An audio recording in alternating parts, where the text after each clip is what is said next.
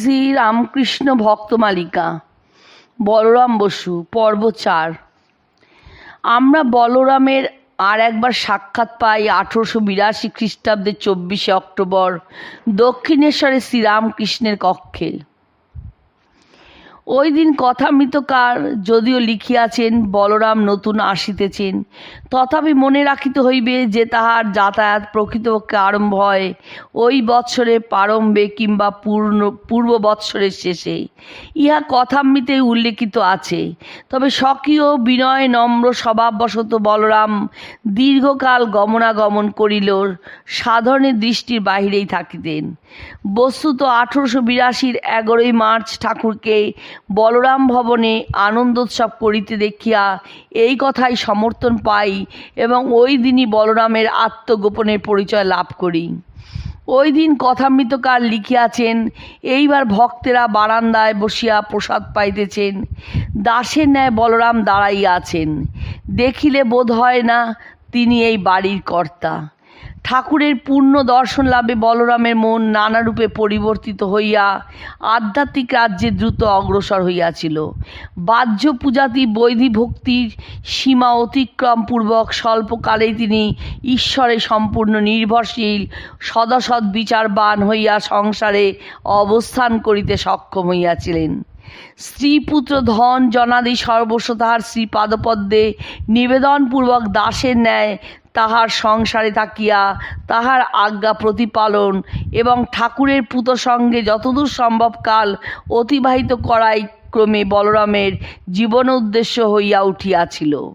ঠাকুরের কৃপায় স্বয়ং শান্তির অধিকারী হইয়াই বলরাম নিশ্চিন্ত থাকিতে পারেন নাই। নিজ আত্মীয় পরিজন বন্ধু বান্ধব প্রভৃতি সকলেই যাহাতে ঠাকুরের নিকট আগমন করিয়া যথার্থ সুখের আস্বাদনে পরিতৃপ্ত হয় তদ্বিষয়ে অবসর অন্বেষণপূর্বক তিনি সর্বদা সুযোগ উপস্থিত করিয়া দিয়াছিলেন। ওইরূপে বলরামের আগ্রহে বহু ব্যক্তি ঠাকুরের শ্রীচরণাশ্রয় লাভে ধন্য হইয়াছিল। বাহ্য পূজার ন্যায় অহিংসা ধর্ম পালন সম্বন্ধীয় মত বলরামের কিছুকাল পরে পরিবর্তিত হইয়াছিল। ইতঃপূর্বে অন্য সময়ের কথা দূরে থাকুক, উপাসনাকালে মশকাদি দ্বারা চিত্ত বিক্ষিপ্ত হইলে তিনি তাহাদিগকে আঘাত করিতে পারিতেন না। মনে হইত উহাতে সম্পূর্ণ ধর্মহানি উপস্থিত হইবে।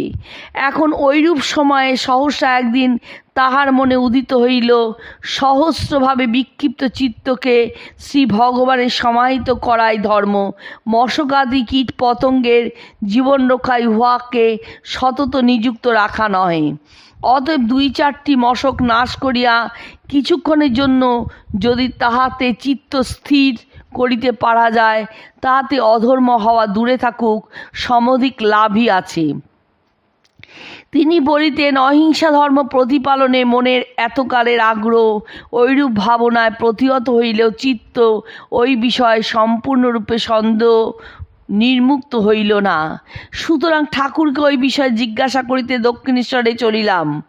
দক্ষিণেশ্বরে পৌঁছিয়া ঠাকুরের গৃহদ্বারে উপস্থিত হইলাম, কিন্তু তন্মধ্যে প্রবিষ্ট হইবার পূর্বে দূর হইতে তাহাকে যাহা করিতে দেখিলাম তাহাতে স্তম্ভিত হইলাম।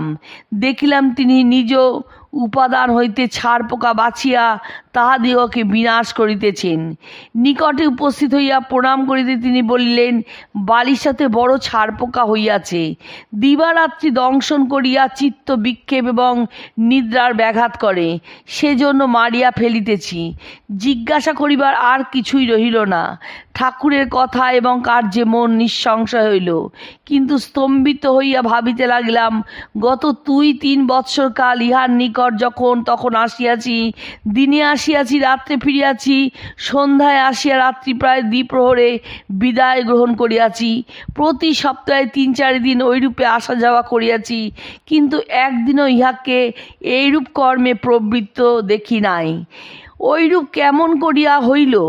তখন নিজ অন্তরে ওই বিষয়ের মীমাংসার উদয় হইয়া বুঝিলাম, ইতঃপূর্বে ইহাকে এইরূপ করিতে দেখিলে আমার ভাব নষ্ট হইয়া ইহার উপর অশ্রদ্ধার উদয় হইত।